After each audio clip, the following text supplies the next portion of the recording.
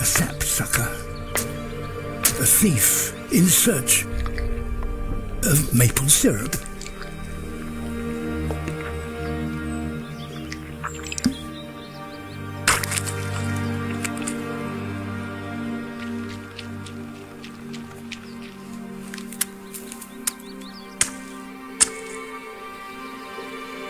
The tree can tolerate hundreds of wounds.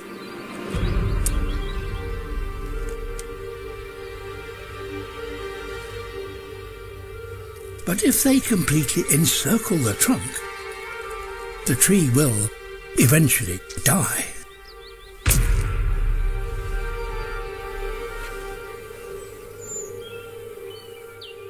The sapsucker's break-in hasn't gone unnoticed.